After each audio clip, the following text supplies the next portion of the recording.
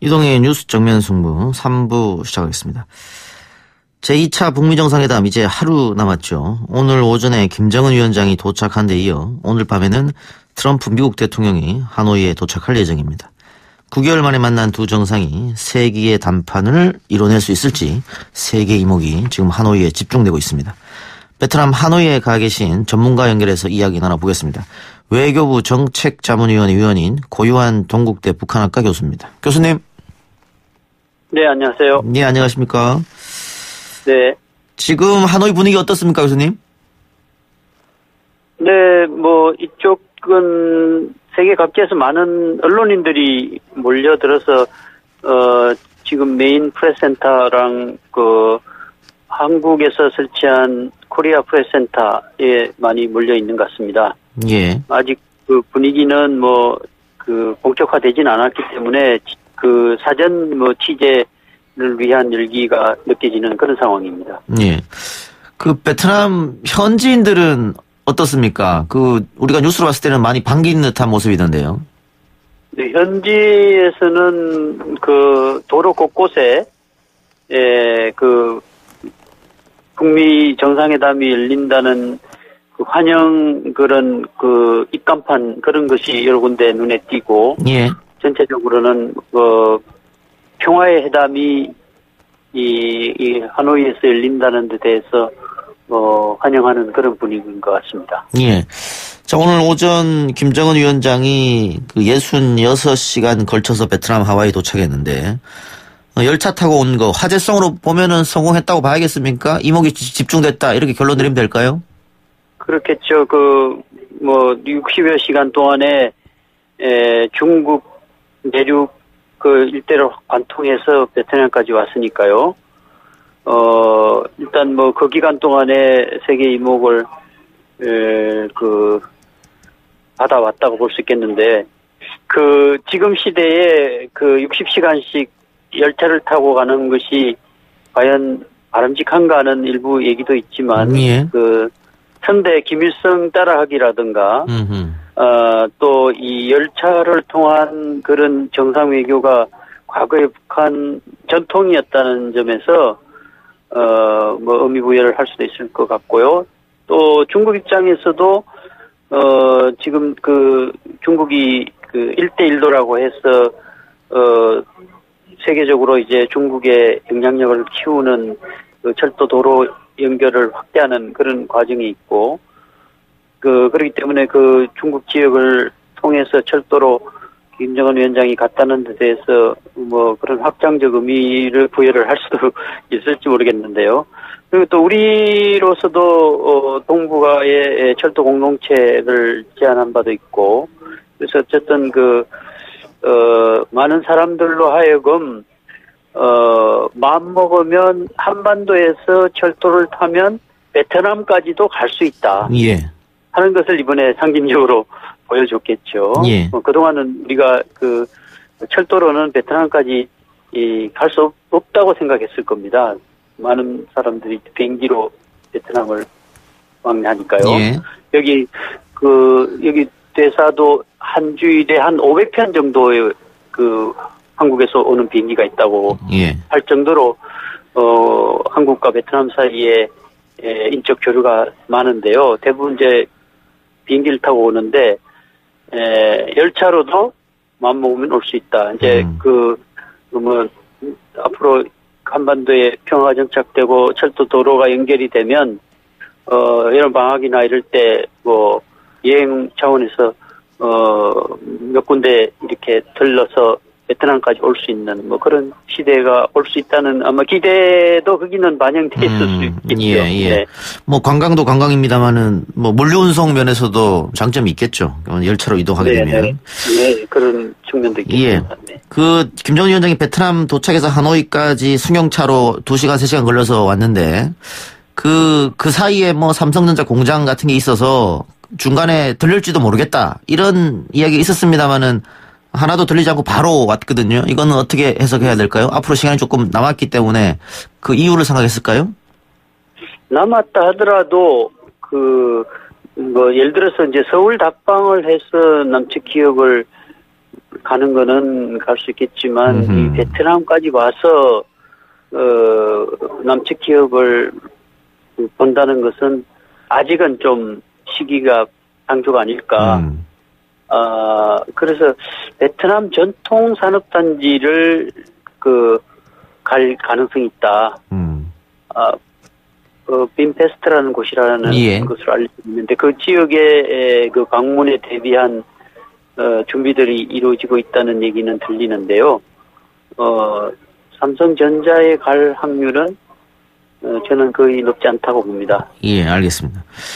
자, 지난번 싱가포르 정상회담 때는 당일치기였지 않습니까? 근데 이번에 네.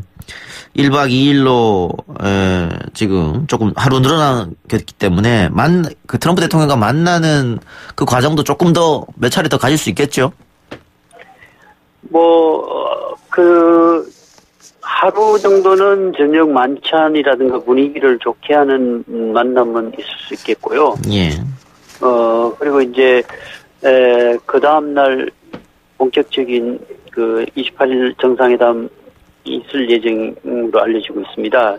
다만 그 실무적으로 그동안 의제 조율과 그 공동 성명 그 초안을 만들기 위한 협의를 계속 해와서 어느 정도는 아마 정리가 돼 있을 것 같긴 하지만 그래도 양 정상이 최종적으로 담판을 지어서 결정할 그럴 내용이 있다고 한다면 여러 차례 만남을 통해서 이제 마담을 지어야 되겠죠.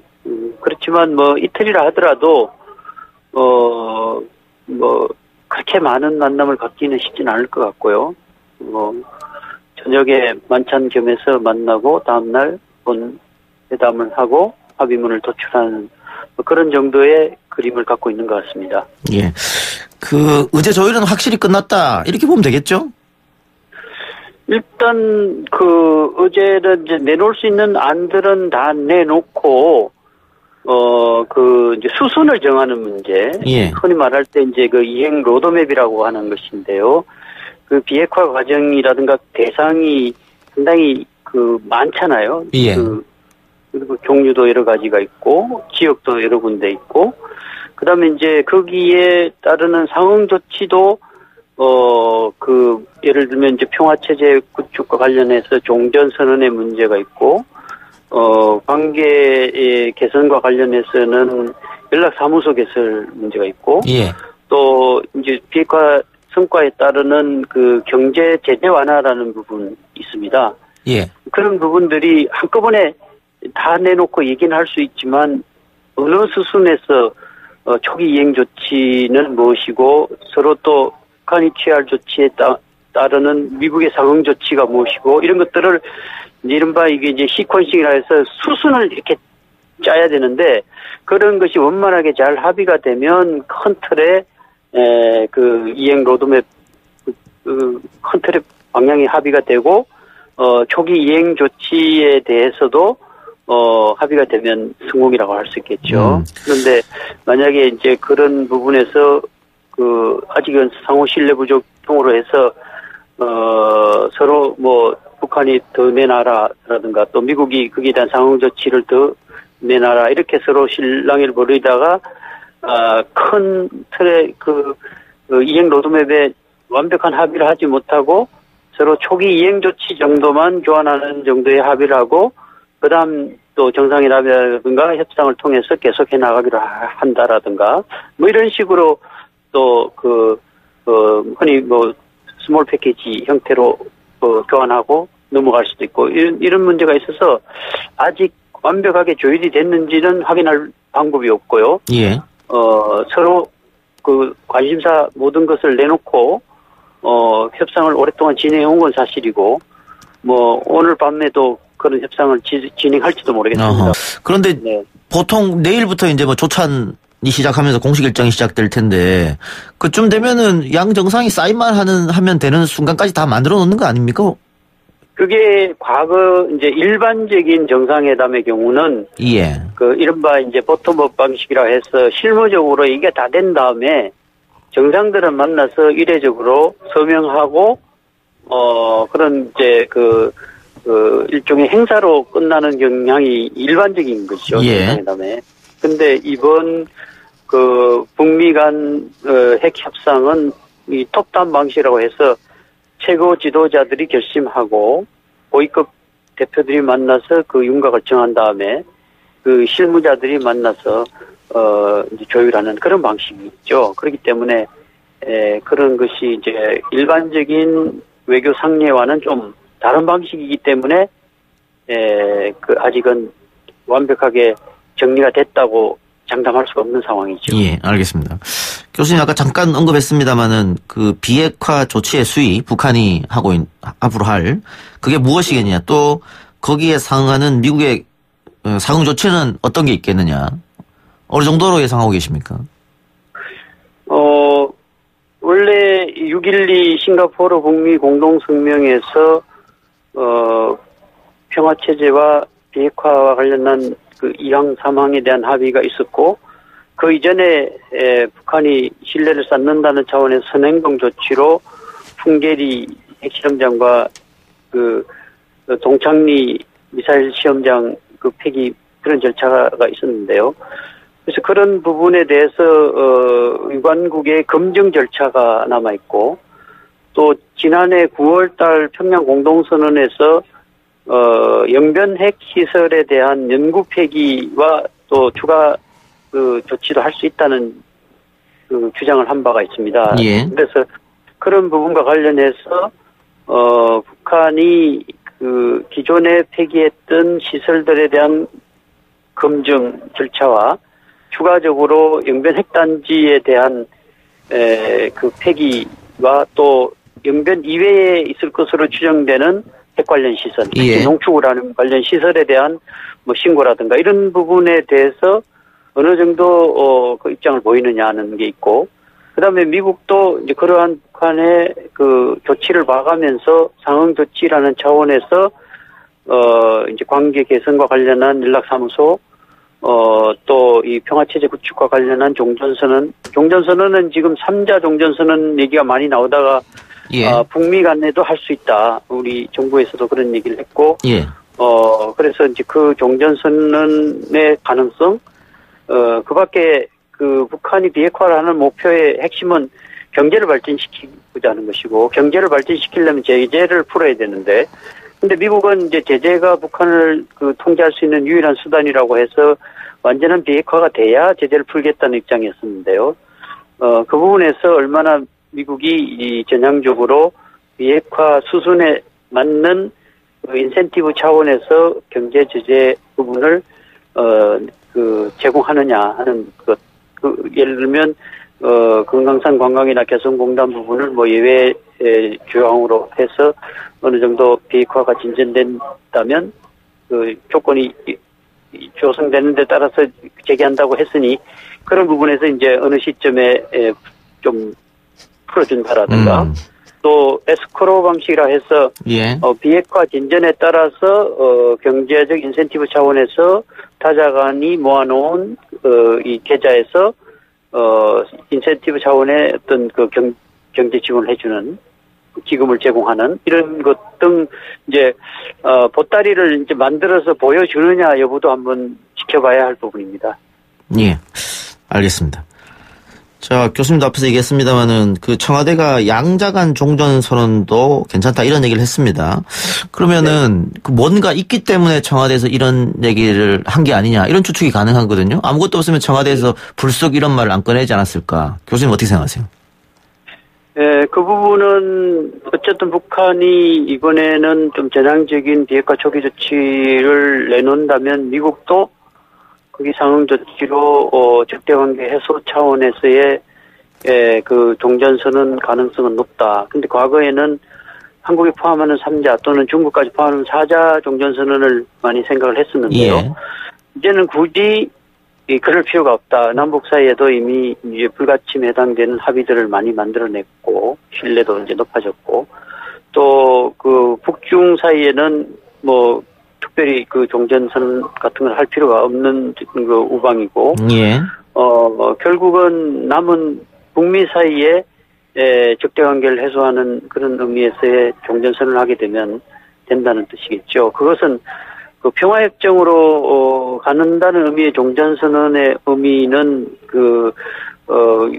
주한미군의 문제라든가 유엔사 문제가 불거질 수 있어서 미국이 또 부담을 가질 수도 있고, 그래서 북한과 미국 사이에 그 전쟁을 종식시키는 선언적 의미의 약속을 하고 관계를 정상화하는 연락사무소를 개설하면서 이 평화협정의 문제는 좀 뒤로 미루고 비핵화를 앞부분에서 주동하면서 관계를 정상화해 나가는 그런 방식으로 양자 종전선언의 가능성이 있다는 의미에서 청와대도 그런 얘기를 한 것 같습니다. 그런데 한국이 빠지는 종전선언에 대해서 특히 보수 언론을 중심으로 강하게 반발하고 있거든요. 그러니까 남북 사이에는 이미 여러 차례 불가침 선언 자체가 기본 합의서에 있고, 예. 교류협력과 화해 불가침에 관한 그런 합의서가 거기 만들어져 있기 때문에 있고, 그 다음에 판문점 선언이나 5월 평양 선언이 그게 군사적 긴장 완화 조치라든가 상호 군사력을 사용하지 않는 종전이라든가 불가침에 해당하는 합의들이 이미 만들어져 있다는 거죠. 그래서 종전선언 단계에서 한국이 들어가지 않는다 하더라도 이미 북한과 우리 사이에는 그런 합의들이 사실상의 합의에 준하는 내용들이 있기 때문에 평화협정으로 갈 때 당사자로서 남북미 또는 남북미중 이렇게 들어가면 되기 때문에 비핵화를 빨리 추동한다는 차원에서 보면 굳이 지금 우리가 들어가지 않는다 하더라도 북미 사이라 하더라도 종전선언이 이루어지면 나쁠 게 없다는 뜻이겠죠. 그러니까 종전선언은 선언적 의미가 강한 것이고 우리는 나중에 평화협정할 때 들어가면 되는 것이고 사실상 적대관계는 북한과 미국만 남아있기 때문에 양자 간에 종전선언을 하더라도 문제가 없다 이 말씀이죠? 그렇습니다. 네네. 알겠습니다. 마지막으로 문재인 대통령이 하노이 담판을 목전에 둔 상황에서 신한반도 체제라는 이야기를 했는데 이건 어떤 의미가 있을까요? 또 앞으로 전망은 어떨지 한번 이야기 부탁드리겠습니다. 아마 하노이 2차 북미 정상회담에 대한 낙관적 기대에 근거한 것일 수도 있겠고요. 또 그렇지 않다 하더라도 이게 이제 불가역적으로 이 프로세스를 진행시키려면 한국이 주도적 역할을 해야 된다. 그리고 이제는 새로운 한반도 체제라는 뜻은 과거에 이제 적대나 전쟁에 근거한 정전 질서라든가 분단 질서를 이제는 공고한 평화 질서로 이 근본적인 틀을 바꾸는 의미가 있겠죠. 그래서 한반도 체제라는 표현을 쓰신 것 같고, 그런 의미에서 지금부터는 지난해부터 이루어지고 있는 한반도 평화 프로세스는 불가역적인 새로운 질서를 만들어 나가는 과정으로서 주변 정세에 영향받지 않고 어쨌든 한국이 주도적으로 역할을 해 나가겠다고 하는 그런 의지의 표시인 것 같습니다. 알겠습니다. 교수님 오늘 말씀 여기까지 듣겠습니다. 예, 감사합니다. 예, 고맙습니다. 지금까지 고유한 동국대 북한학과 교수였습니다.